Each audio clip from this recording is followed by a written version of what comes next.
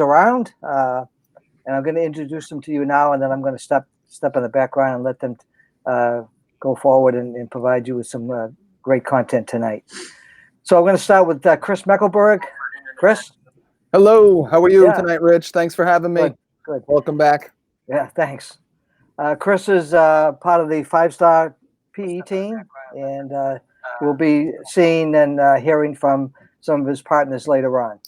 And then there's on the top right there is Brian Hull from Denver, and his better half, Brad Hull from Jefferson County and also in the Colorado area. So we're very fortunate to have a great selection of teachers. So I'm going to turn it over to Chris and let him start the evening off. Awesome. Thank you so much, Rich. We have some awesome guests lined up for us this evening. We have both Brian Wickerin, Brad's colleague in Jefferson County Public Schools in Colorado, as well as one of my colleagues, Dan Gavrish, who is a professor at Martin Luther College in New Ulm, Minnesota. And he's been teaching the PEAT program and the HEAT program there for many years now, as well as head varsity women's basketball coach. So we'll get into a little bit of everything tonight. First, I just want a little bit of an update on what's going on here in New York, and maybe we'll get a little bounce around update from Brian and Brad as well. I know here in New York in the last 48 hours, we have had a directive by our governor to now keep our schools and distance learning going through our regularly scheduled Easter and Passover break, which is scheduled to come up on April 9th. So except for now Good Friday and obviously the weekends, we're supposed to be continuing remote learning in some capacity to the students throughout this time. Many districts are now debating what this is going to look like. Is this going to be more enrichment? Is it going to be more in the vein of curricular activities and expectations for students? And of course, New York City is also battling that. And ever since that directive, it's been an all-out onslaught between teachers and the administration about what this is going to look like. So I'm sure there's much more to come from that. And also we have gotten pretty much word that in New York here in our suburban districts around New York City that will be out probably the month of May as well, if we even come back in June. So my district is now preparing an online app through that Glide app that we'll see some examples of tonight as well, and just how to put together resources for students and parents in one location that they can easily pull from. So I know tonight we'll get into a lot of resources, where we found them. I know Rich and myself and the guys have comprised a comprehensive list of everything we found on Twitter right now, which is your #1 go-to spot. And if anyone has any questions on links tonight, they're found in the description. So if you're watching on YouTube and right under the video itself, there's a little triangle, and you just press on that triangle and a description will pop down underneath it. We have links there to our Twitter handles, all the websites, and the resource that Rich put together with all the Twitter links for Google Drives across the country. Brian, you have an update for us? Yeah, there's not too much of a change from last week when we met, but the newest change is that our governor, Jared Polis, has officially put schools out through at least April 30th. So we're officially out of face-to-face instruction through April 30th. And all of my teacher friends and acquaintances out here in Denver, along with myself, we just don't really see a way how we're going to go back to school this school year. Denver, they're saying, is one of the main hotspots in the nation now. It's like the numbers of COVID cases are doubling every 3 days. So it's truly a pandemic out here. And we just think our governor, he's been on top of it so far. We think he's probably going to bag the rest of the school year soon in terms of face-to-face and just resume virtual learning the rest of the school year. Wow. Brad? Yeah, not too much to add after Brian spoke. Even though he's in Denver Public Schools, Jeffco Public Schools is in the same boat, especially after Jared Polis, our governor, issued the April 30th. But he also said it's very unlikely that schools will be returning to in-person learning. So that's all the update I have because my brother said everything else.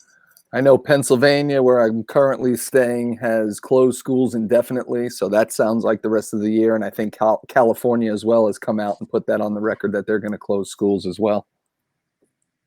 Yeah, and I was actually on Voxer earlier, and Bill Bodie, who was a former SHAPE Teacher of the Year, he said North Carolina, where he is, they're at least out through May 15th, but he says almost the same as I said, he doesn't see that happening. Okay.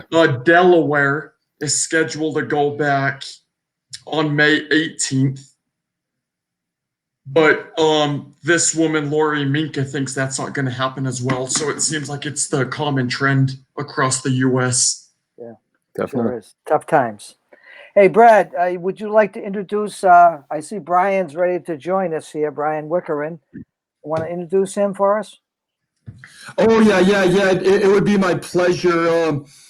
Brian Wickerin, he's extremely modest, so I'm going to do the bragging for him. He truly is the best adapted physical education teacher I've seen. He's probably the hardest working adapted PE teacher I've seen as well. He gets acknowledged very consistently. On his recent acknowledgement, he was the 2019 Shape America Adapted Physical Education Teacher of the Year. It's just a pleasure to have him. Anybody that needs a resource with adaptive physical education, he's definitely the go-to when it comes to that. I'm just glad he was able to join us today. He truly is a leader in this field. Brian. Thank you so much for being with us, Brian. Yeah, so I'm on an iPad, so I'm trying to get my camera to flip. Do you know how to do that?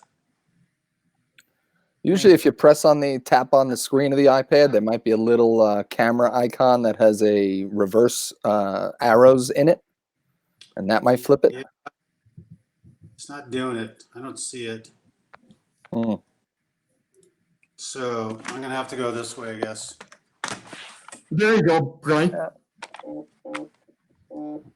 How's that working? Perfect. Yeah, that's good. I just got to get to stand in its outer box here. Not a problem. Yeah, I don't know why it wasn't, I can't find it in this.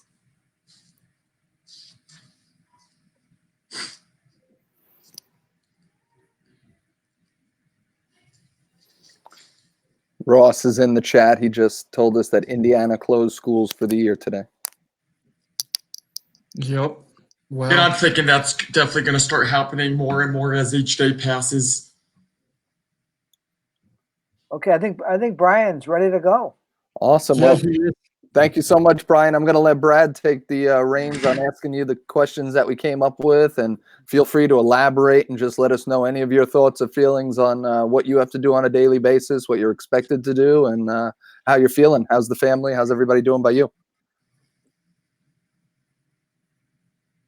We lost his volume. Brian, we can't hear you.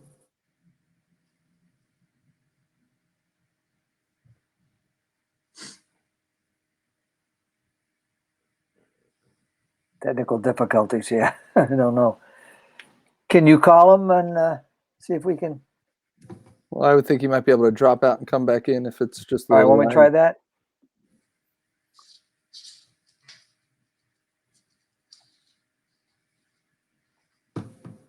I'll try again. Brian, can you hear us? No, we can't hear him. I guess you're gonna have to call him. You want me to call him? Yeah, why don't we call him and then maybe we can bring Dan in the meantime and then come back to Brian. No, that's all right. If you call him on your speaker, Brad, it'll be more than loud enough. Yeah, there you go. Okay. And being that we don't have his audio anyway, he could just stay on the audio, stay on the visual. Yeah. Hello.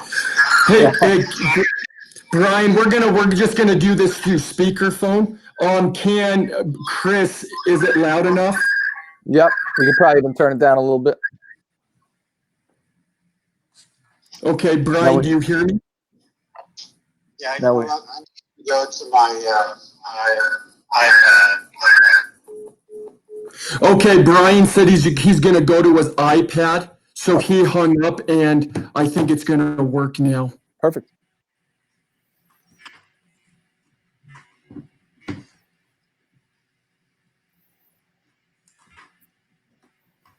While we wait, I'm curious to see if any Jeffco people are on. If any Jeffco people, I'd love to have you guys put something in the chat to see.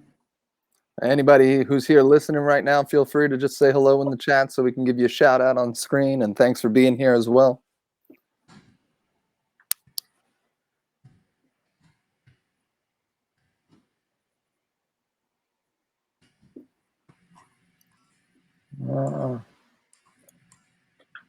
Brad, your kids are back in school this week. What you've been doing a lot of online stuff with them? Oh, yeah. Well, we had spring break last week, Yeah. and then we're just slowly getting going now. But the interesting thing that our district is doing that I really enjoy is every Monday there are no students. It's a pure planning day and a catch-up day for students, and I think that's been going to be working out really well. I see that Coach Lee is in this chat. I'm going to give him a big shout out. I collaborate a lot on a daily basis with Coach Lee. He's a phenomenal middle school teacher. He also serves on the middle school leadership team with me in Jeffco. He would also be a great resource if you ever wanted to reach out to him. He does a great job really into technology. He's just a fantastic teacher. He's been doing it for quite a long time. He does a great job. So thanks for coming on, Dave. And Ross just asked us how long we've been doing virtual or long distance learning so far. Along with Denver Public Schools, the Denver School District has not started yet. We were originally slated to have our spring break this week. And when this whole pandemic came out, they just extended our spring break to 3 weeks, just so the district could have a solid plan on how to roll it out. So we officially start next Monday on virtual learning and our strategic ways to roll it out with our students. And Brad, this is your third week, or is this your second week with virtual learning? It's a little over 2 weeks. And then I wanted to give another big shout out. I got a text from David Yonke. He is our Jeffco Public Schools physical education coordinator. And he's also very, very very modest. There he is. He says, I'm in. He truly is the biggest advocate I've ever met with physical education. He would be a great resource to seek out if you need any questions. He truly is a gift to this field. David Yonke, thanks for coming. He's awesome. Probably one of the best PE people you can meet. I'm gonna throw something while we're waiting for Brian here. I'm gonna throw something out. Before we started went live here, we talked a little bit about the slide app, or how to make an app with the tool slide. I think it's on called Google. Glide app, right? Oh, Glide. Yeah, I'm sorry. Yeah. Yeah, Glide. Yeah. So maybe can you guys share a little bit about that? That's one of the resources we put in our description box. Does Yeah, anybody use sure. that, or maybe even somebody that's online can talk about it? Definitely. As far as much as I know about the Glide app, I've seen it shared around a couple times on Twitter. And now in the last couple of hours, we have gotten the directive in my district that we're going to now compose our own Glide app in order to give students more of a resource database for them and their families to be at home, easily find and access different skill themes and any kind of content we want to deliver through this app. And as far as I know, what it would consist of is you would have all of your resources in Google Docs, all labeled accordingly. And then based on your skill theme or content area or even shape standard, you would then label that sheet in your Google Doc. So you'd have possibly 150 documents in a Google Doc, and each time it's a different skill theme. You'd have those documents clustered by the sheet at the bottom of the Google Doc tab. And then you're able to just simply pull all those Google Docs using this Glide application creator, and you can pretty much customize it and tailor it however you want for your district, for your setting. And it makes it real interactive and user-friendly for not only teachers, but parents as well. So it's really a fantastic thing that has come around now. And we're not going to be the first ones to do it. I've seen fantastic ones already completed out there. And that is on our links that we have there in our Google Docs in the description tab. If you click on that link, it'll be the huge Excel spreadsheet with all the resources that we've found so far. And the one in particular that is really exciting on there is the Glide app one. So you can reference that right away. Yeah, I've seen a lot of the Glide apps on Twitter, and like the ones I've taken from others, I have a Glide app on the appropriate practices from Shape America. I have a Glide app on all of the SHAPE standards and grade level outcomes for middle school and high school. The one person I've seen on Twitter that definitely knows how to operate the Glide apps, and the ones always putting them out, is the Twitter handle Support Real Teachers. And which Ross just mentioned. Ross is saying that's Kevin Shepard. Yep. So he's behind creating that app. So that's fantastic. Which Kevin's another great resource. He's always putting out amazing things, along with Ross himself. A lot of stuff that is turnkey, you can just take and release out to your students, or great resources you can refer to as a teacher. In that spreadsheet, there's a couple of resources there from Ross. Feel free to follow him on many platforms, but he's always live on Twitter every day. Yeah. Ross is going to be our special guest in a couple of weeks. Is that correct?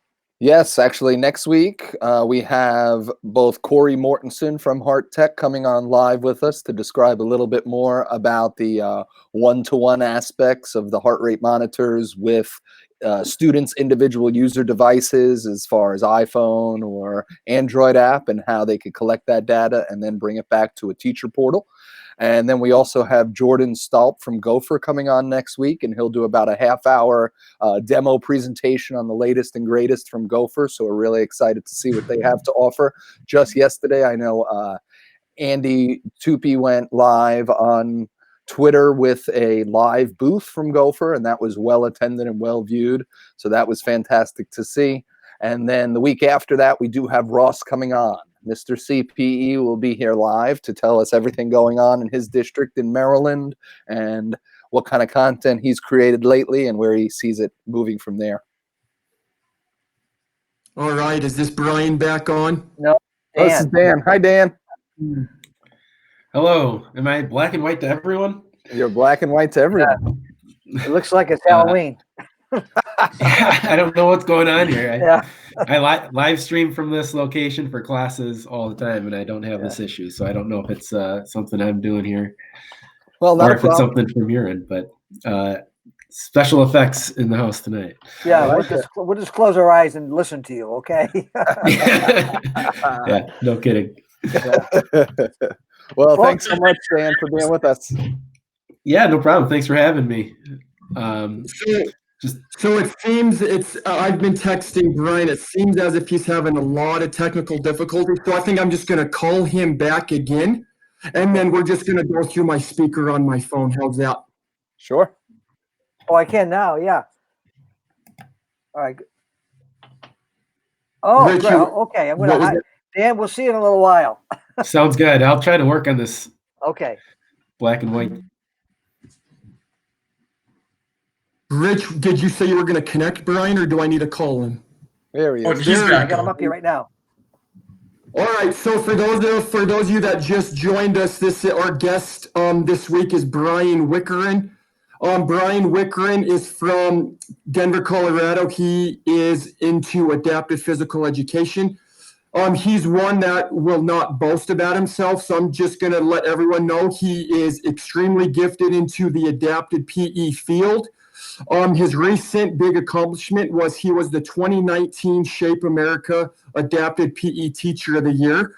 So he is a great resource, not just for adapted PE, but just for any PE pedagogy that you may need.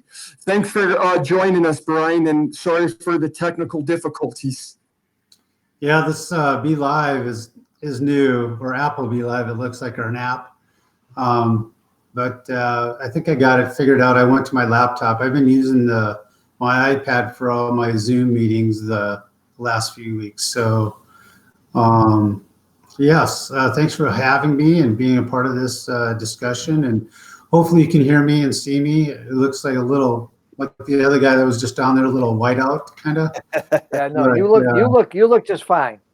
All right. So I don't know. I'll try to move. So I don't know if it makes a difference or not, the glare, but I see a little glare. So where do we want to go, Brad? So Brian, I think if you don't mind, can you first explain to everyone your unique role? Because I think it's very unique what both you and Katie do in our district. So this is my 31st year in education, and I truly love getting up for work every day. I don't dread getting up, and I mean, it's my passion is the population that I work with, and I'm so privileged and fortunate to have the position I do. I was in California for 17 years, and this is my 14th year in Jeffco Public Schools, and we're a large district of 85,000 students, 154 schools. And the unique thing about my position is that we're pre-K through 12th grade. So that's the fun part about it is I get to see these students grow and develop from elementary all the way through high school. I'm with them, and being in such a large district, it's sometimes has a unique, what do I want to call it, unique kind of circumstances that arise. But we always, as a team, we always get through some of the more difficult times. And so what I do is I work with all the SSN teachers, which are significant student need type programs, and our ASD programs those are our autistic spectrum disorder programs. And then I have a few onesie schools too. So up until a year ago, I had the whole district by myself. It was, I was going to, depending on the day, Monday, Tuesday, and Thursday, I was going to 8 schools a day. When I go to the mountain schools, it's like 5 schools or 4 schools because there's more drive time. But I was trying to cover the whole district by myself, and I was fortunate this last year to bring on another person and split the district in half. So unfortunate, I don't get to work with Brad this year, which I have in the past years, and it's such a great team that you develop in those relationships, and when you get to work with the same person year, and you get to know what their needs are and how I can support them. So I do provide like onesies. I do go to onesie schools. That means there's one student there, but I also it's a variety of settings. I do direct services to collaboration type services to consultation type services. So it's just depending on the needs of the schools. So like one of my high schools where I used the HeartTech Plus monitors, I have 43 students that are using them. And that's just the students. We have 3 classes, and we're not having any of the peer mentors, the monitors. But and then the other thing is that a couple more things I do is that I run and coordinate the adapted athletics program in Jeffco Public Schools, and we do an event every month, which is a great way. our former superintendent put it this way: it's a great assessment tool on those adaptive athletic days because they're taking what they've learned through their adapted or unified physical education class in middle school and high school and carrying that over to a whole new environment in a huge, large setting. So one of the places that we hold these events at is a huge field house that has 6 regulation-sized basketball courts in it. So you can imagine 6 basketball games going on, the type of sensory overload that is going on for those students. And we've slowly grown this program from just a couple of events back in 2007, 2008 school year to currently where we have an event every month. And the students in middle school and high school are working on those particular skills, team strategies, through their physical education class or adapted or unified physical education class, depending on the school, what it's called. And the tipping point now has come where athletic coaches at the high schools are saying, "Hey, we want our basketball team to help volunteer and run these. We want one of our high schools don't even have a program at their high school, and they run and commit to run our track meet every year, which is our biggest event. It's probably like 350 students, middle school and high school students that attend, and they come and run our event for us. And that's the cool part, where we get these high school athletic teams come run the event. So how this is all set up, we mirror exactly what the Gen Ed extracurricular activities are being done. So in August, we do cross country, we have a cross country meet, just like they do it with the Gen Ed students.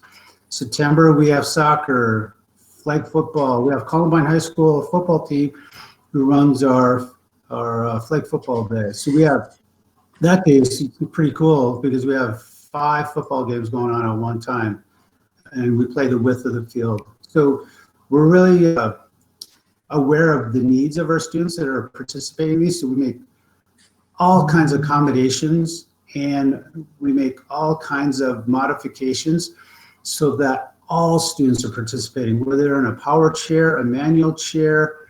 Like I said, they're carrying on what they've learned from during their PE class, carrying it over to this whole new environment and being a part of this athletic event. And then they wear their school uniforms. They're a part of their school team. And so we go all the way through the year. Basketball is our biggest event, where we do that in January and in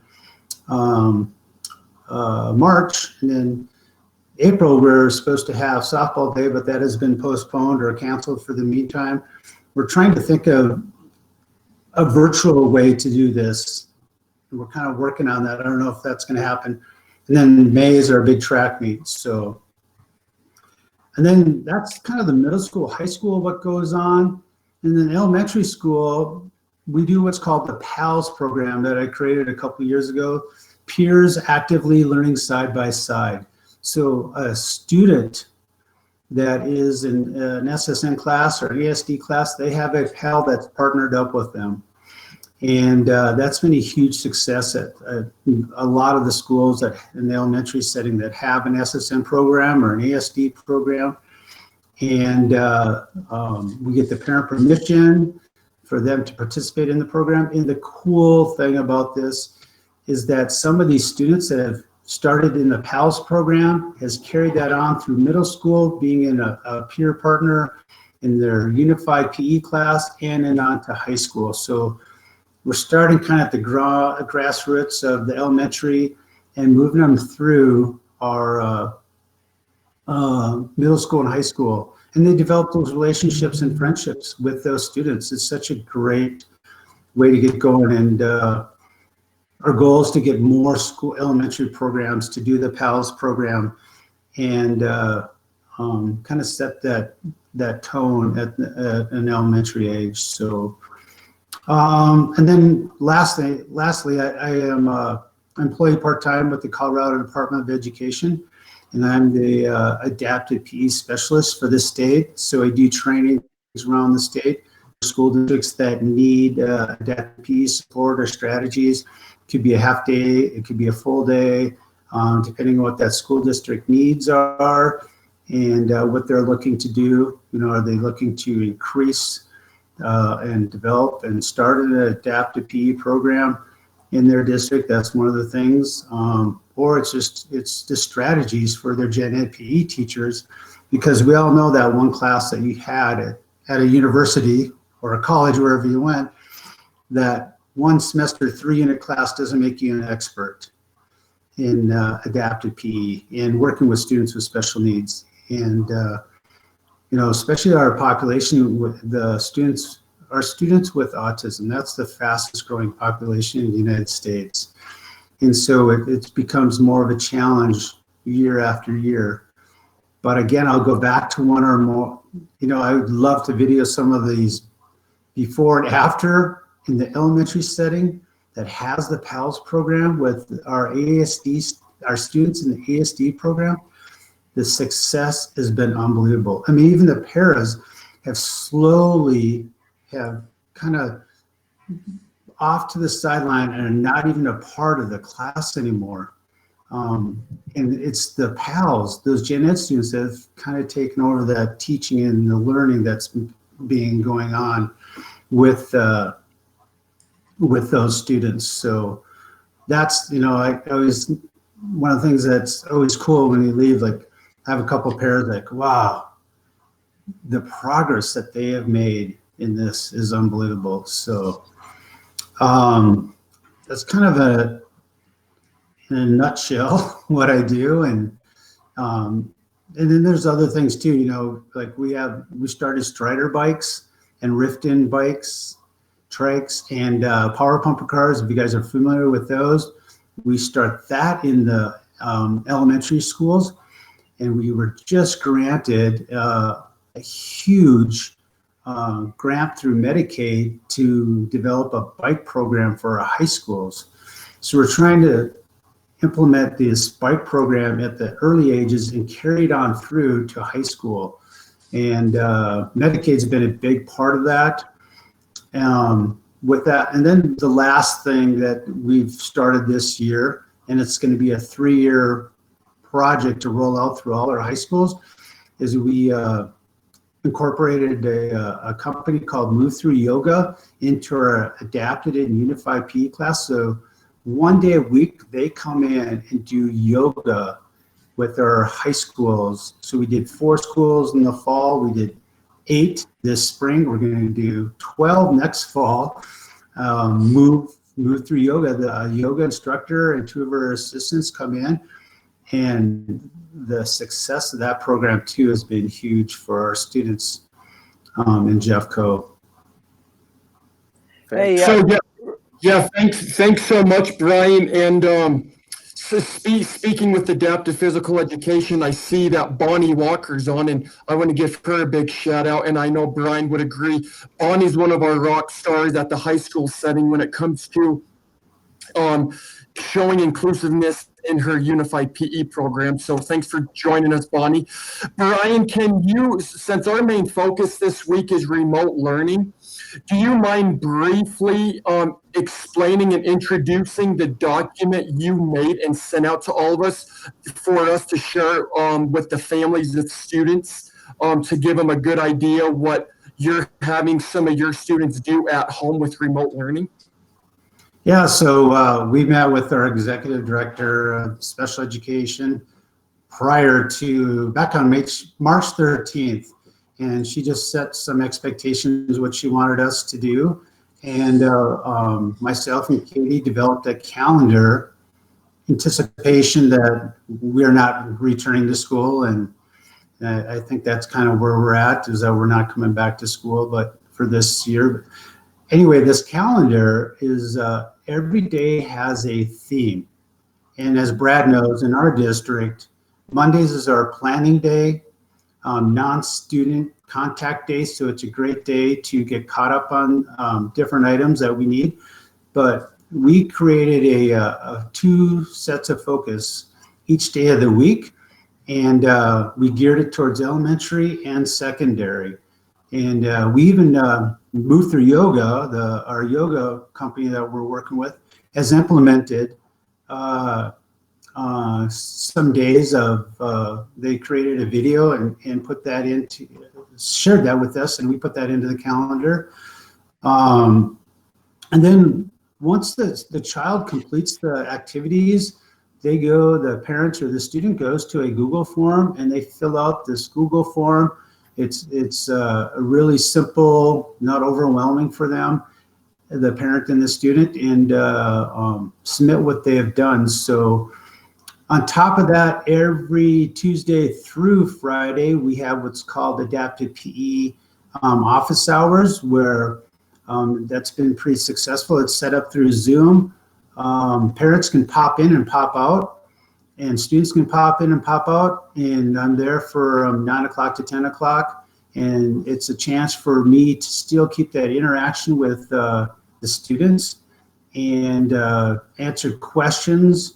Sometimes it's technology, or this link's not working, or that link is, we really like that link. Is there more that we can do with our child with that? And then, really it's geared to all our students in our population that we work with. So, if we have a student that's in a power chair, what activities can they do? If they have a student in a manual chair, what activities can they do? Students that are on the autistic spectrum, what can they do? So we really geared it to all the students that we work with. And then we kind of gave them the option. They can do it every day, or they can just do it the day that I would see them, that day of the week. But it's a great way for them to continue what have been working on and doing. So the routine that we have established throughout the year is still there. So it's our warm-ups. It's a fitness component. It's a skill component. And then it's a closure. So we try to work on the same, even though it's remote learning, we're still doing the same thing that we did while we were there at the schools.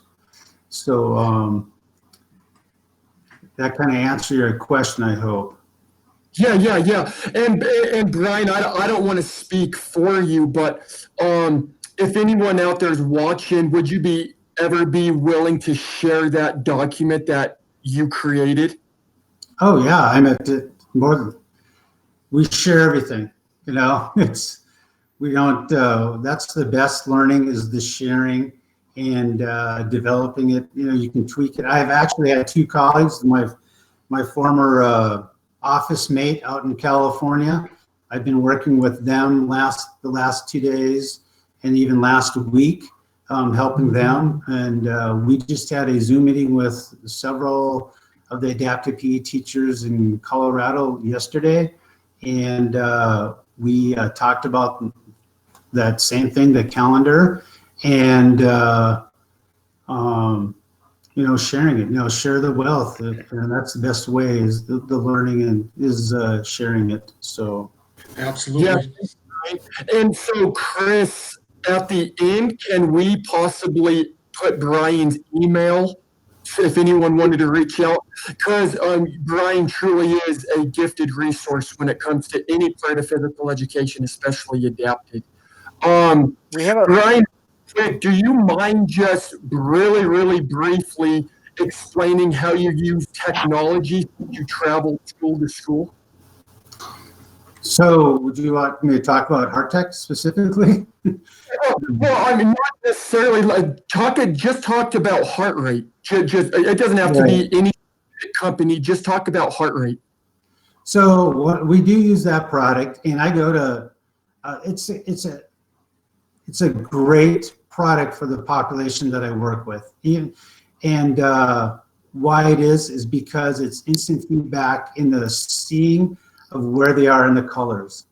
And Brad knows this, and I've talked to him about this, but we had a couple students that they weren't working properly, and they got a little agitated, and they were a couple students on the spectrum, and they knew that they were working extremely hard, but where's my color? My color's not up there. Why am I gray? Why is it gray? And but we eventually got that fixed. You know, with technology, it's always there's some give and take and learning along the process of using it. But I going to all the schools, we've developed such a routine that they come in, and sometimes depending on the student with their disability, that their peer will come over, help them get their monitor on and get going, and they start walking, and I project it up on the wall.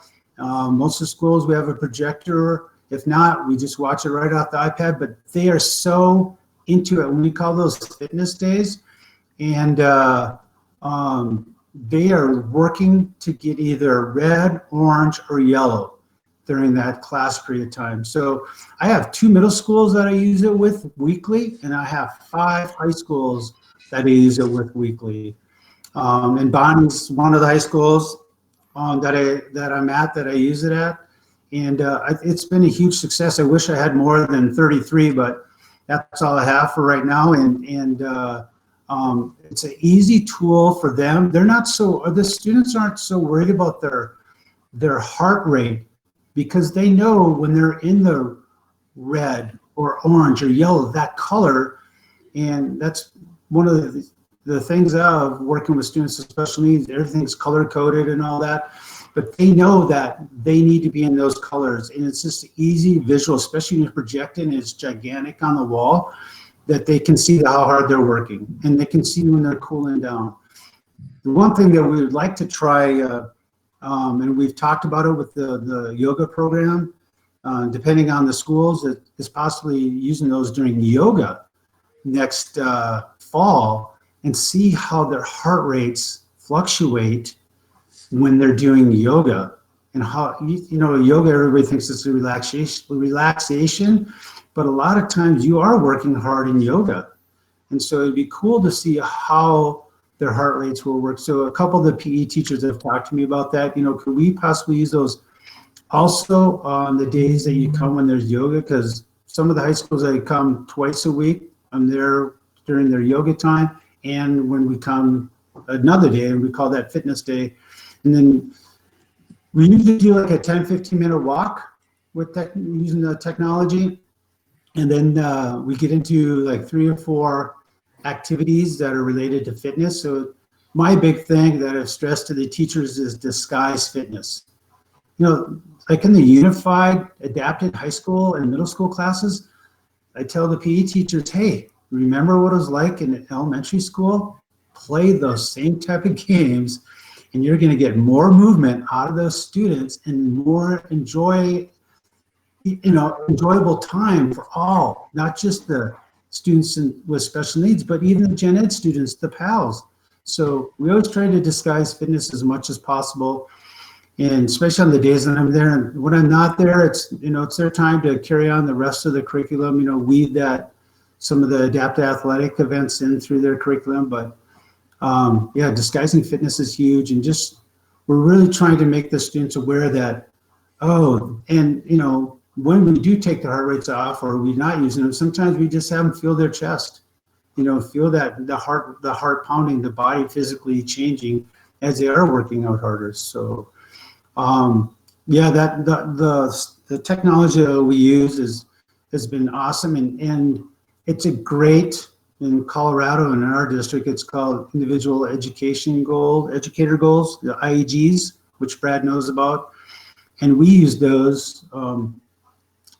With these adaptive unified classes, we use this technology to help support that physical education teacher in their IEG goals. Because my thing to them is that you're going to see more success with your students with special needs on monitoring their heart rate than you are with your gen ed top of the line athletic students. Absolutely. So let's progress monitoring. It's a great tool. The parents are into it. The students are into it. It's just a great team. Like I talked about, everybody's trying to do what's best for everyone. That's awesome. Thank you, Brian. This is Chris talking. And all of Brian's information is in the links below in the description. That's just a little triangle under the video right now. If you press on that triangle, there's many links there. Brian's link is there, as well as everybody else's, and our Google Sheet that we'll be sharing later. I know I teach an adapted class as well, Brian. My students are in a 6-to-1 setting, and I used to use or attempt to use the chest-based monitoring systems that were out there about 5 or 6 years ago, and then now switching to the optical sensor. Of course, it's night and day with that population with multiple disabilities, and it's really data and information on students that we could never get in the past as educators, and the students therefore could never get it. And I know with my students who have Down syndrome, the big thing is their hearts, keeping their hearts in check and properly hydrate their body and keep them at a certain temperature. So by able to do all these aspects in a single class time with me and my students, it's been invaluable for us here in my district. Totally agree. Yes. I mean, even our students that are in power chairs, we have them wear it. Wow, fantastic. Because they can see that their color being projected, even though that they're moving their toggle, and we have them they go around the gym, you know, and it's great data. Like you just said, Chris, it's great data tracking. That's great. One more question for you. What web-based platform are you using now to see your students? I know with that population of students, our classroom teachers are using something called Seesaw, where they can communicate. It might be a little simpler than Google Classrooms. I just wanted to know what are you using? So we are using Google Classroom.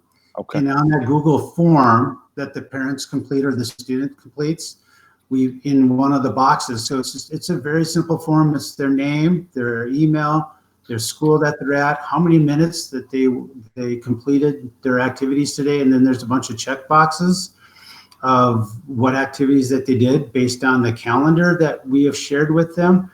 And then the last two boxes, the bottom one is the initials by the parents. And then above that is they can submit a video or they can submit a picture into Google and documenting the work that they've done. Fantastic. Thank you so much for sharing. Thank you. All right, Chris, do we want to take any question and answers for Brian, or where do you want to go next? Sure. If anybody has any questions for Brian, they can put them right in the chat right now. Or if they want to talk to Brian live, Rich can put up my phone number and we'll leave it up for the next couple of minutes and see if anybody calls. If not, then Brian, any last ideas or comments? Where do you see your program and your adapted students going if this is taking long term? Is it something where you give new activities or assignments weekly, monthly? I know you mentioned the calendar, so it's just based on the activities for that month on that calendar? Well, each day of that calendar has that focus for elementary and secondary. So, and when I teach, I do a lot of am I frozen here? Nope, you're okay. We can hear you. Okay.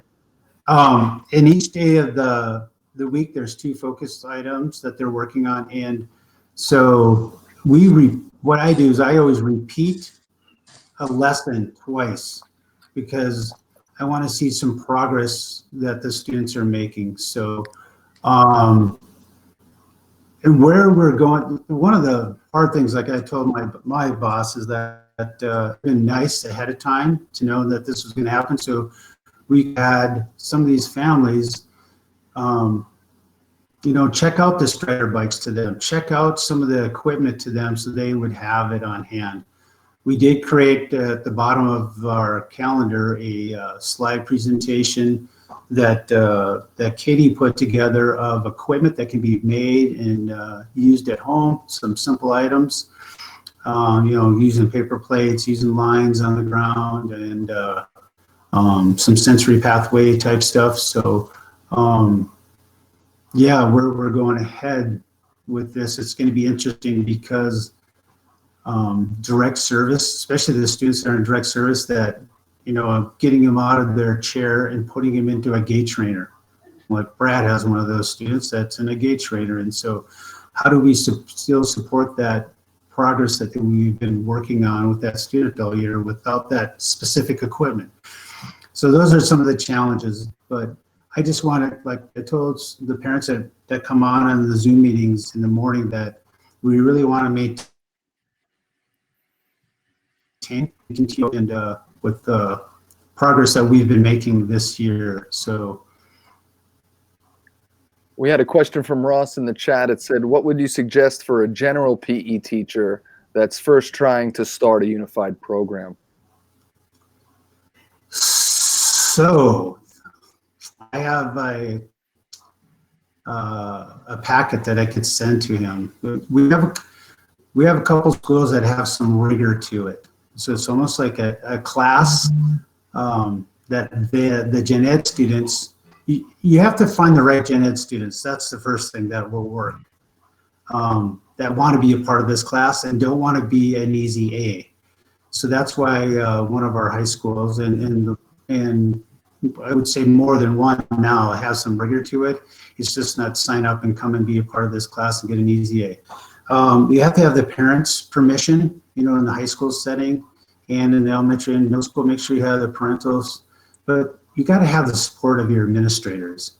If you don't have the support of your administrator, you're fighting an uphill battle. But I would suggest to start with your administration in telling them what your goal is and where you see this going. And if he would like further information on it, I'm more than happy to share what we send out. It's like a couple of page, it's like an application for the gen ed student is what it is. And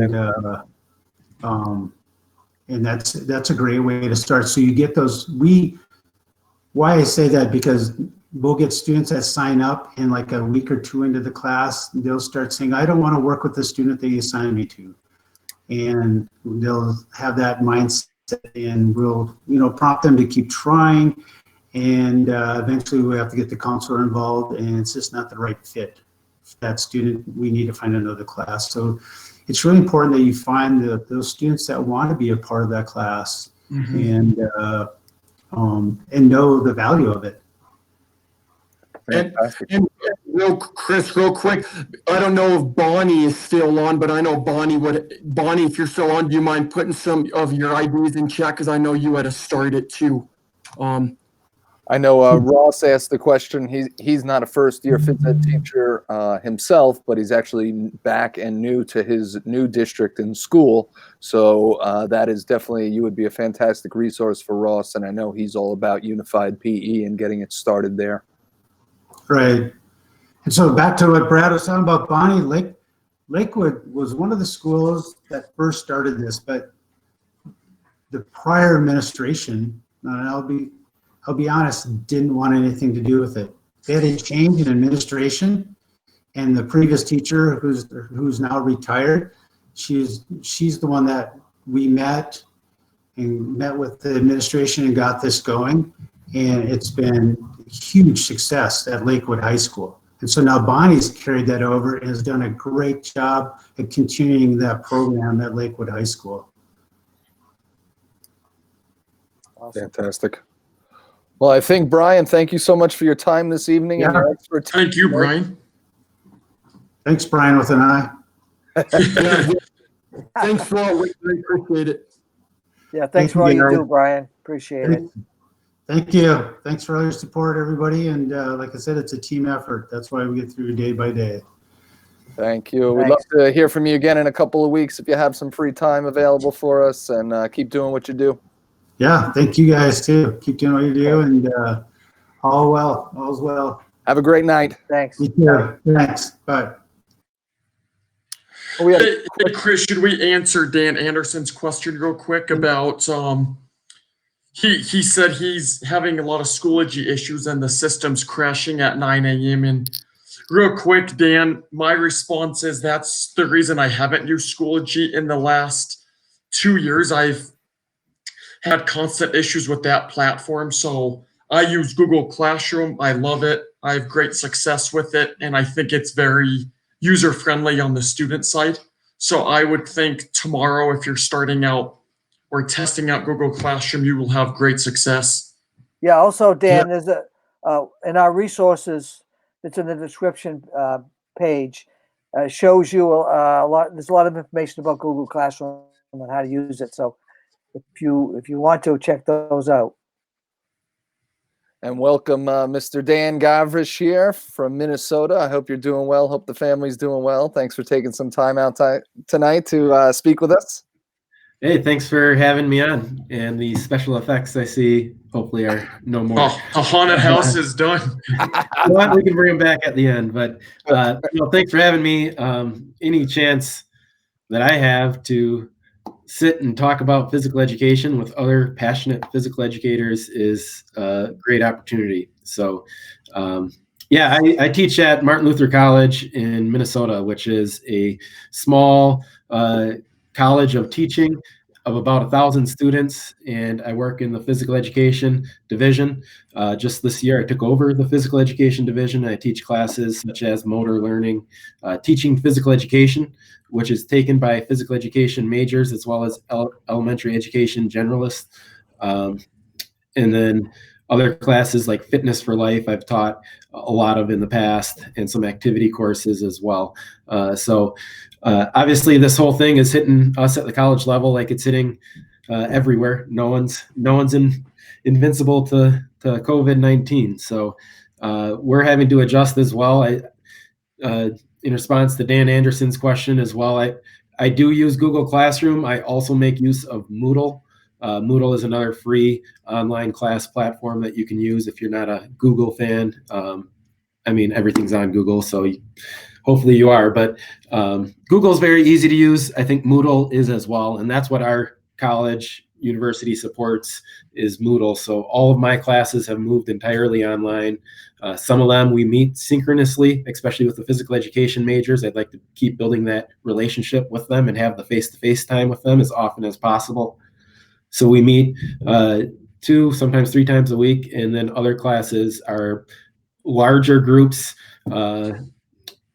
more of a mix of different majors and emphases and licensures. So those classes are done more asynchronously, but all of them are used Moodle or Google Classroom or Google Meet to have those face-to-face meetings with larger groups. I found it to work well.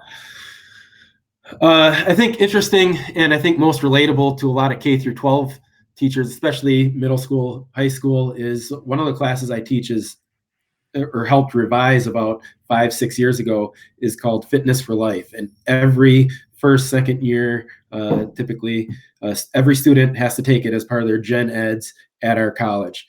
And so with that class, about 5-6 years ago, I flipped all the content. All of the modules are already learned through Moodle, and we use class time to be physically active, track our activity with heart rate monitors. They go back in as part of their coursework and analyze their workouts, make sure they're targeting all 5 health-related components of physical fitness, meeting their goals or pursuing their goals, I should say, and tracking their goals, setting goals. So this is all a part of that class. And most of the cognitive work is done through Moodle.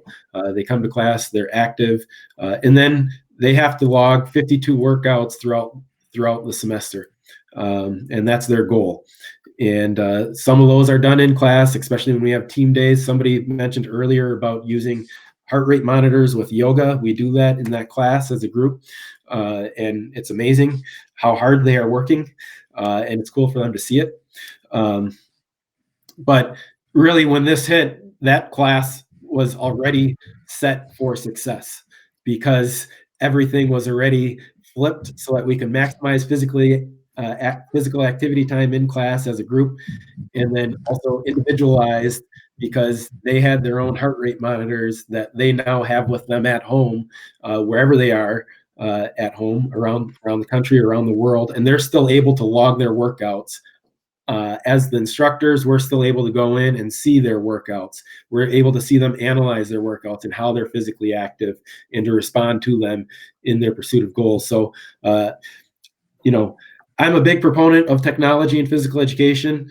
I think in that class and not all of our activity classes were set up to make that transition seamlessly. We have other activity classes that are like swimming and archery, and that's going to be a challenge. So those are tricky, but this one, we really felt like, hey, this is actually a launching board for them to be Fitness for Life and now take it individualized. We had them for the first half of the semester. Now let's see what they can do individually.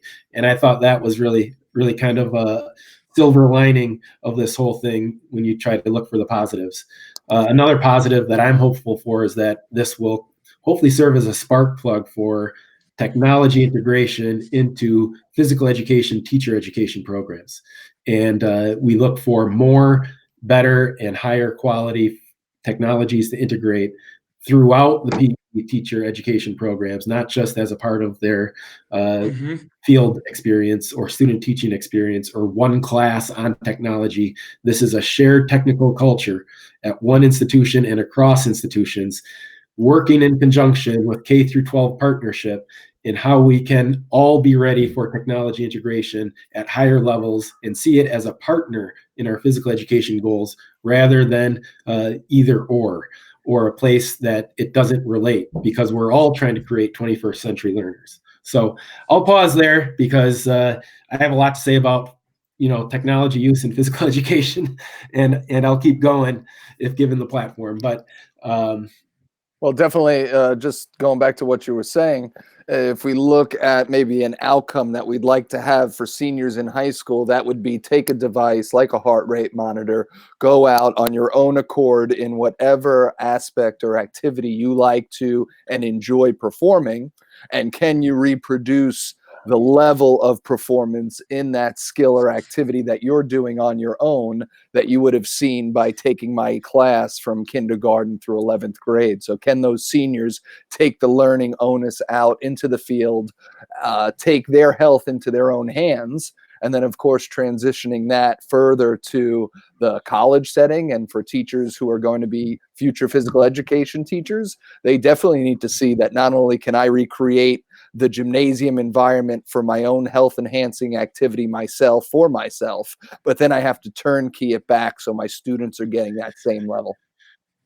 Yeah, so I think a couple of key points. And first of all, we are privileged to have students in physical education activity courses one more time after their 12th grade or their senior year of high school. And many students, they'll never take PE again.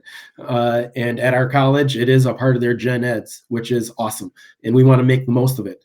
The other cool thing about it is it's not just future physical education teachers that take that class. It's future math teachers, future history teachers, future K through 6 elementary teachers, future early childhood teachers.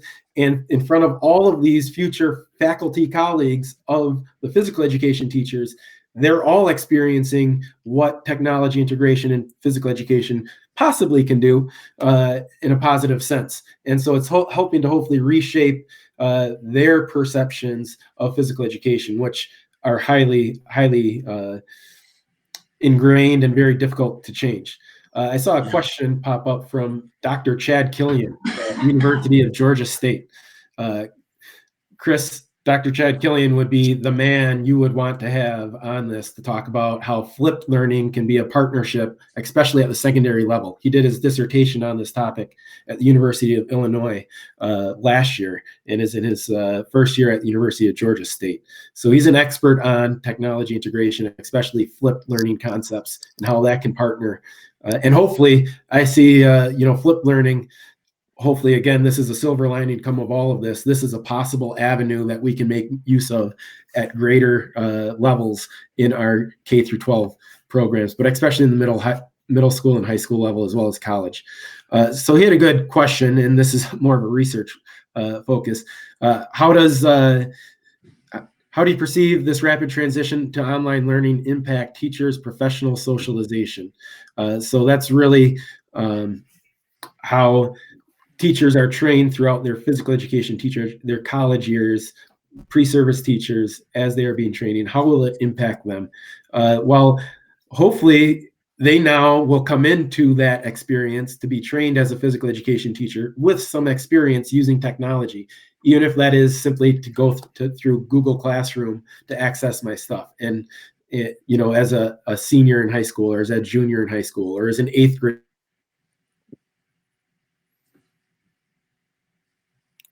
We got a little frozen here, Dan, on your end. If you could repeat. I think we just lost Dan there for a second when he gets back on here, for sure. Oh, real quick, Chris, while we're waiting, I see Chad's chiming in. I do want to give Chad a huge shout out. He's on Twitter, and him and his other PhD colleagues, they're putting out some great resources for middle and high school teachers across the country for students to do, and they're basically online health modules that teach the students and navigate the students through social, emotional, and physical wellness. So if anyone out there is kind of looking for some health topics to assign their students or for them to engage in, really check out the health modules that Chad and his teams put together. Well, thank you, Chad, for being here this evening. And I know, just speaking from the public school sector, I'm in New York on Long Island, a suburb of New York City, about 30 miles or so. But you're looking at a time frame that we were asked to learn and integrate probably 10 to 15 new technological pieces as a physical education staff specifically, but as a whole district on the whole. And we had about 4 or 5 days to learn that. So the turnaround time right now is unprecedented. What we're being asked to do as educators out there in the field is more than ever and more technology than we've ever seen. So you have